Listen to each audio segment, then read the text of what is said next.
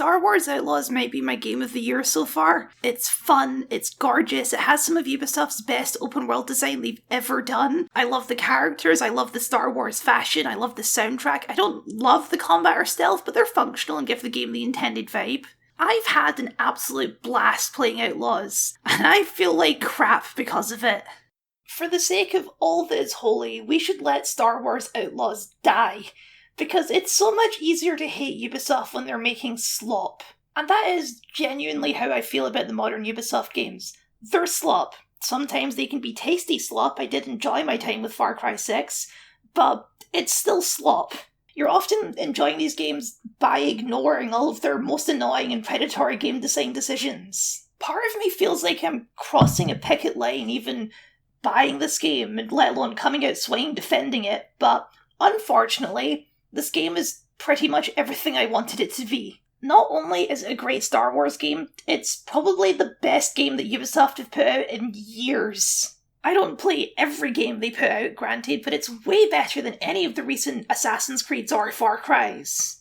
As someone who actually enjoys the Ubisoft open world formula and who enjoys Star Wars, this game is just such a perfect fusion of both that I can't ignore it. It's a good game, I'm really sorry.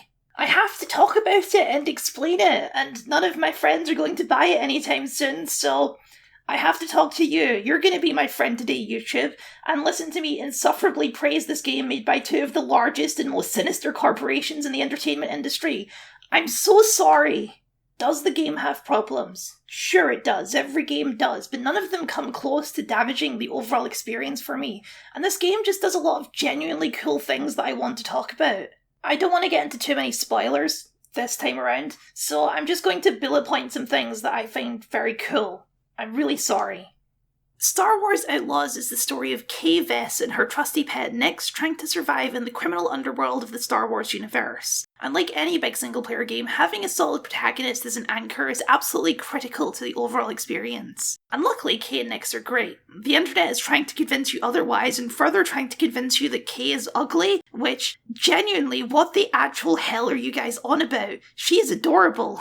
Kay initially presents as a familiar archetype, the same archetype that Han Solo is built around naturally. She's a thief with a heart of gold. She's sassy, she's a big talker, she's a scoundrel, but ultimately she will choose to do the right thing when it comes down to the line. And that's a fine basis for a character, and I think Kay is very charismatic in that regard. She brings a unique whiz-kid in over her head energy to the role. But there is a lot more to her than just the archetype.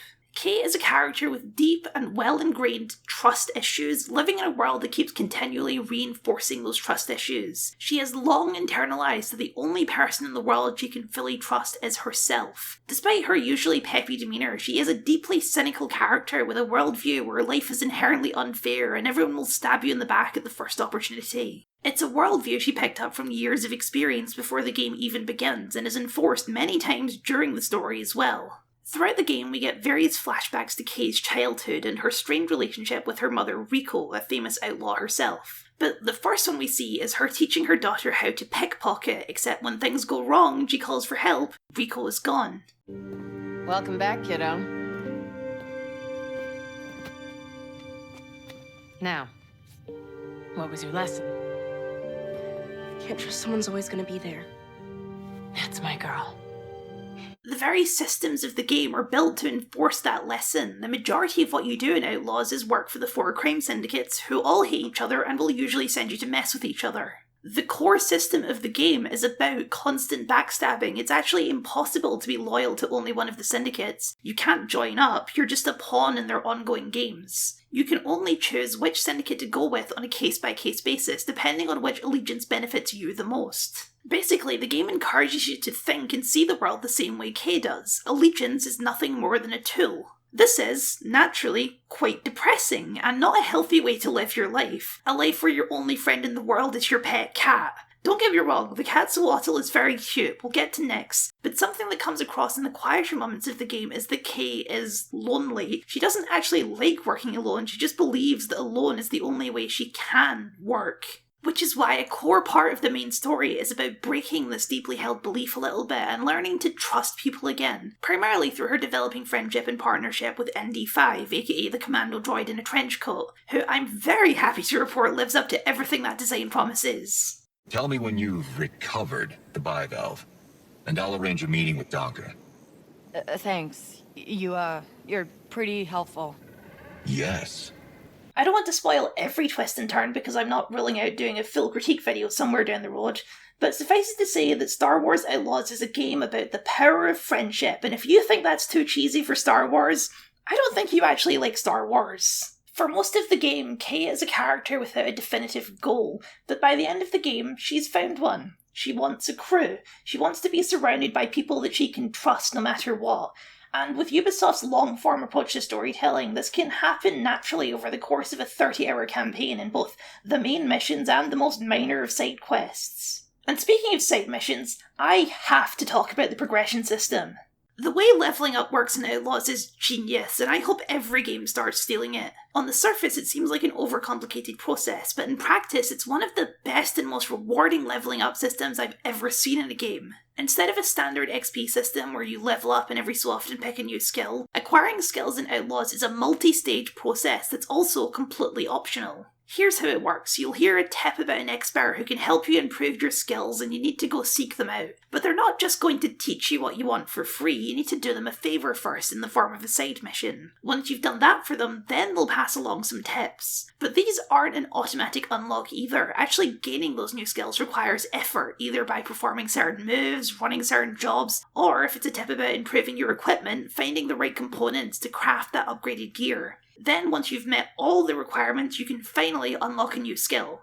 I think the system is amazing and totally changes the dynamic of leveling up from the passive system it is in the majority of games into a system that requires active participation, and because of that, every increase in your power feels way more earned and way more immersive to the world of the game. Kay doesn't just magically realise she can do a loop maneuver in her ship, it's something someone taught her and then she figured out how to do herself with practice. Upgrading your equipment and getting new tools like smoke bombs is a full-on side quest you need to undertake, because the expert will tell you, hey, the huts have this piece of equipment you can use locked away in a safe house, and so if you want to get that upgrade you're going to have to break in and steal it. But that quest has a tangible, personal reward.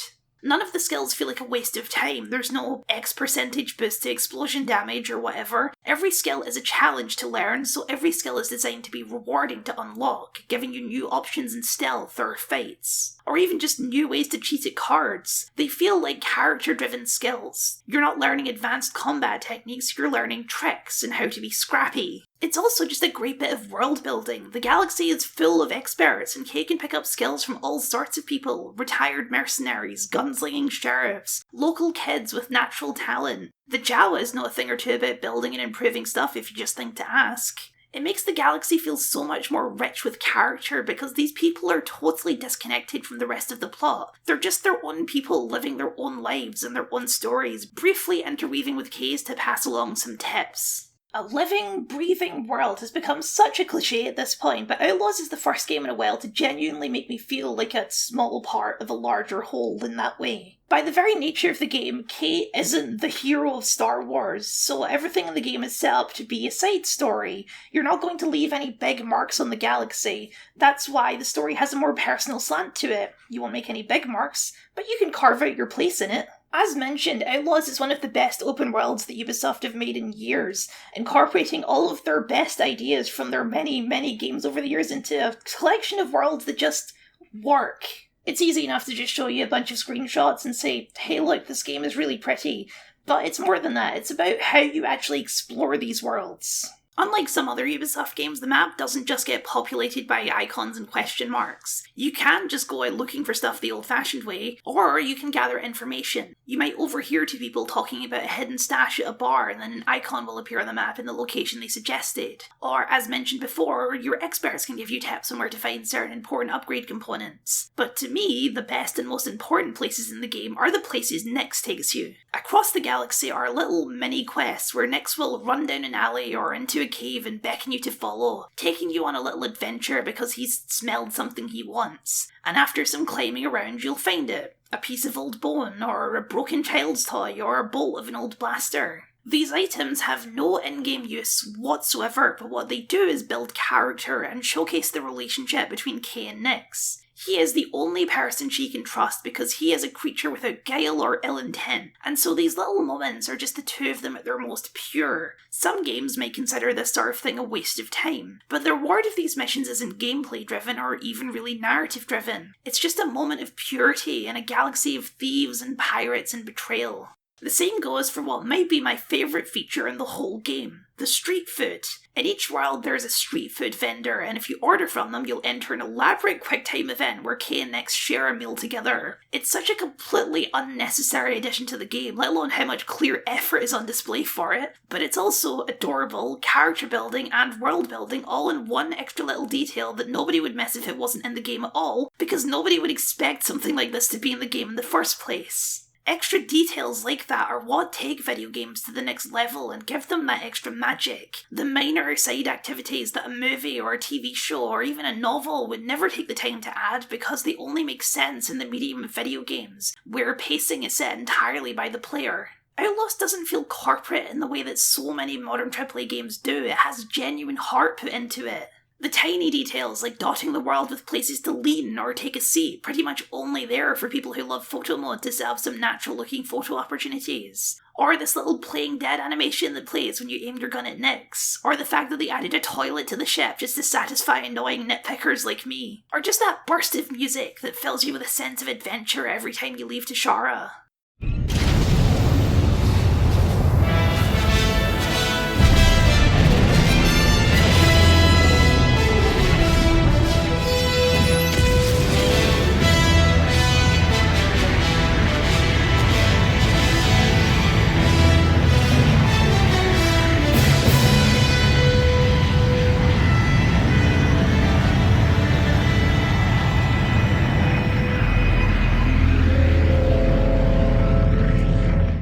Full of details like this that, at their best, are what make AAA games worthy in the first place, because it's a level of detail you can only get with the 100-strong teams that make up that side of the industry. In a display of absolutely shocking restraint, the game doesn't have Ubisoft's standard microtransaction store, the one they've put into every single one of their games for the last 5 years. It is, first and foremost, a video game, a game that clearly the people making it cared a lot about. If you hate Ubisoft, you're correct. Ubisoft sucks, and I do genuinely feel guilty for giving them my time and money. But you know what I do like? A redemption arc. And I know that's silly to suggest of a billion-dollar corporation, but I genuinely do think that Star Wars Outlaws shows a willingness to change and compromise on Ubisoft's part, to actually pull back on their predatory design a bit and focus on making a game that's actually good, as opposed to a bloated, muddled mess that's just designed to make you want to spend more money. Yes, there's a season pass and an important mission that's locked behind it, but baby steps, okay? It could demonstrably be so much worse. And I wish I could live in a world where I could be passionate about this game without feeling guilty about it. I very recently made a video about how it's important to embrace the things you enjoy without shame. But things are never so simple once that pesky little thing called capitalism gets involved. Separation of art from artist is fine in theory, but in practice that artist still got a good chunk of money from me, money that I know ends up lining the pockets of some real dodgy blokes. And if you're waiting for me to come up with an excuse for why that's okay actually, I don't have one. I just have to live in the uncomfortable reality where my game of the year was produced by terrible people. People on the internet are very big on black and white morality. You either support something or you don't. You're either a saint or you're a sinner. But reality is just more complicated than that. It's easy to boycott a company when they're producing shite. It's a lot harder to boycott them when they're producing the games you've always wanted ever since you were 7. And if you're thinking of Hogwarts Legacy right now, you're correct. And I am in fact a hypocrite. I can come up with a moral justification for why this is different, J.K. Rowling is worse, etc, etc. But the truth is, I'm just not a massive Harry Potter fan, so skipping that game was easy for me. I am a massive Star Wars fan and a massive open world game fan, and as I said at the start, this game is pretty much everything I wanted it to be. I have compromised my morals for the sake of my own selfish entertainment. And by black and white morality, that makes me a bad person, and maybe some of you feel that way about me. But reality doesn't actually punish hypocrisy, and maybe sometimes 50 hours of entertainment in a really dark and shitty mental health month is worth a guilty conscience. Clearly I've decided that it is. Maybe you feel differently. I can only maintain my integrity. I will not lie, because as a critic, lying would be the stupidest thing I could do. If I'm not being honest about the things that I enjoy and don't like on this channel, then what's even the point of any of this? I'm not retconning my Harry Potter video. I do think there are demonstrable and personal problems with publicly supporting Harry Potter that are worse than supporting Ubisoft or Disney. But that's where I've drawn the line. But that's a line influenced by my own biases. The only person who can set that line for you is you. All I can do is give you some information and a second opinion. So buy the game or don't. Judge me for buying the game or don't. But be true and honest with yourself about your own interests. And please try to remember that nobody is perfect, but that doesn't mean you shouldn't still trust them from time to time. There you go, I brought it all back round in the end. Anyway, the Star Wars fandom being the steaming pile of shit that it is, no one's actually talking about those sort of issues with buying the game. They're talking about how woke it is, and how ugly the main character is, apparently, and all that crap. And if that's where you're coming from, then please let me know in the comments down below how this game is destroying Western culture and values or whatever. I cannot wait to hear about it. Thank you for watching, and a very special thank you to my wonderful patrons for your continued support. If you'd like to see your name up here, or just support the things that I do, then please consider signing up. It would mean a lot to me, as well as a like, comment, share, subscribe, and ring the bell. I've been going through the Assassin's Creed series in long-form critiques, and if you enjoyed this video, you'll probably enjoy all of those videos as well, so you can find that playlist up here. Or, hey, I'm going to keep plugging this video until it gets the views that it needs because of all the work that I put into it, so just get it over with and watch it, please.